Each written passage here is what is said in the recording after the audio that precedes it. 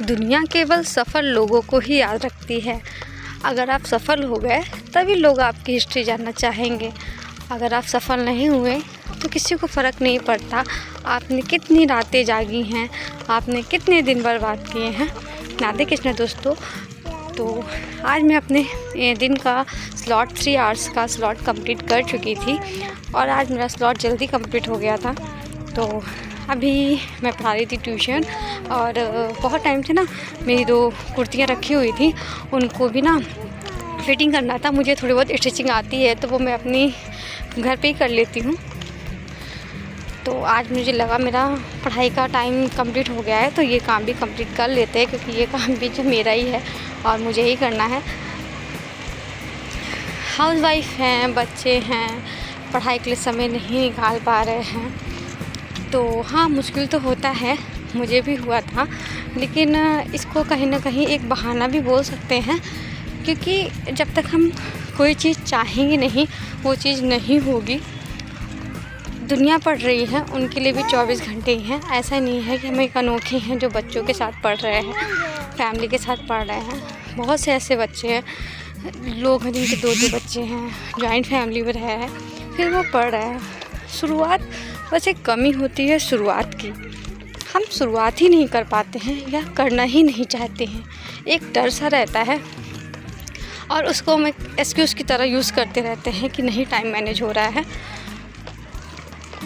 हाँ, अगर आप अपनी पढ़ाई के लिए सच में टाइम निकालना चाहते हो तो पहले अपना पूरा दिन एक बार रिमाइंड करो कि सुबह से उठने से लेकर रात में सोने तक आपके क्या क्या काम होते हैं और आप कहाँ कहाँ टाइम निकाल सकते हो। 15-15 मिनट का टाइम कहाँ कहाँ बचा सकते हो, आधे घंटे का टाइम कहाँ बचा सकते हो। और अपने पार्टनर से, अपने हस्बैंड से, अपने ससुराल वालों से भी ये डिस्कस करो कि नहीं हम पढ़ाई करना चाह रहे हैं। प्यार से उनको समझाइए कि आपके काम में कोई प्रॉब्लम नहीं आएगी, आपको सारी सुविधाएं जो हम देते हैं वो तो देते ही रहेंगे, पर थोड़ी सी पॉजिटिविटी चाहिए होती है दूसरों से, वो ही हेल्प बहुत होती है।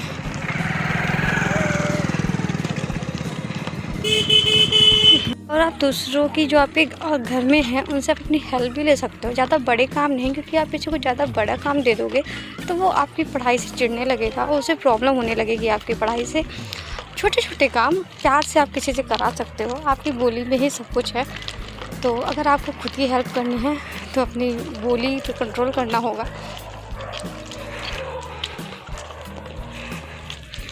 तो अभी बज गया है 11। मैंने अपने घर के सारे काम कर लिए हैं, अव्या को भी सुला दिया है। वैसे तो आज सैटरडे है, लेकिन मैथ्स के मेरे नोट्स बहुत ज़्यादा हो गए हैं तो जो संडे को रिवाइज़ नहीं हो पाएंगे, इसलिए मैंने आज सैटरडे नाइट और संडे नाइट मैं मैथ्स रिवाइज़ करूँगी। क्योंकि अब ना पढ़ते पढ़ते ना नोट्स ज़्यादा बनते जा रहे हैं, वो एक दिन में रिविज़न नहीं हो पाएगा। तो देखते हैं मेरा कब तक ये रिवाइज़ हो जाएगा, क्योंकि कुछ मॉक टेस्ट भी हैं इसमें और कुछ मेरे पुराने नोट्स भी हैं। तो मैं सोच रही हूँ मैं सारा सब कुछ रिवाइज़ करूँगी संडे तक।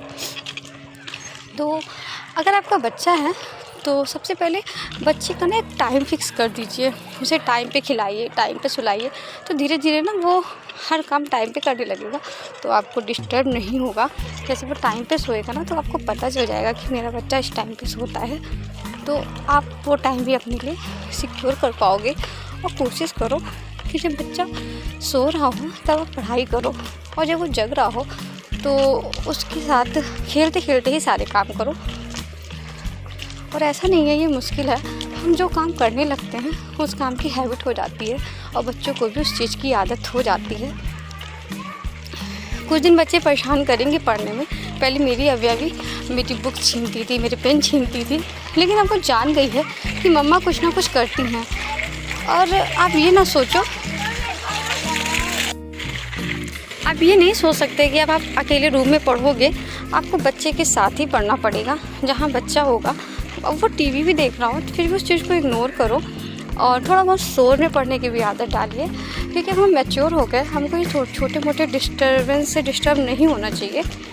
और कोशिश करिए जब आप ब्रेकफास्ट बना रहे हो तभी आप जैसे कभी दाल बना रहे हो, कुछ बना रहे हो, तो थोड़ी बहुत तैयारी लंच की भी आप उसी समय कर लो। और कोशिश करो कि 11 बजे तक मॉर्निंग में आपका काम कंप्लीट हो जाए। और जब भी आप उठो, मैं ये नहीं कहती कि आप सुबह 3 बजे उठो या सुबह 4 बजे उठो। जैसे आप 5 बजे भी उठ रहे हो तो 5 से सवा 5 पहले 15 मिनट अपनी पढ़ाई कर लो, उसके बाद ही कोई काम स्टार्ट करो। आपकी जब दिन की शुरुआत पढ़ाई से होती है तो एंड भी पढ़ाई से ही होगा। और अपने आप को एक टारगेट ज़रूर दो, भले वो दिन में अगर आप अभी नया पढ़ाई स्टार्ट कर रहे हो तो 24 घंटे में 1 घंटे का आप अपने आप को टारगेट दो कि मुझे सिर्फ 1 घंटे ही अपने लिए निकालने हैं। तो आपको खुद ही रियलाइज़ होगा कि यार 24 घंटे तो मैं अपने लिए 1 घंटे नहीं निकाल पा रही हूँ। तो आपको गिल्ट होगा, गुस्सा आएगा, जो भी आएगा उसमें आप अपने लिए 1 घंटे निकालोगे। और जिस दिन वो आप टारगेट तक पूरा कर लोगे, आप खुद में अपने आप खुद मोटिवेट हो गए, वो आपको पता ही नहीं चलेगा कि वो 1 घंटे कब 2 घंटे 3 घंटे 4 घंटे में कन्वर्ट हो गए। देखिए, प्रॉब्लम हमारी है तो सोल्यूशन भी हम ही को निकालना पड़ेगा।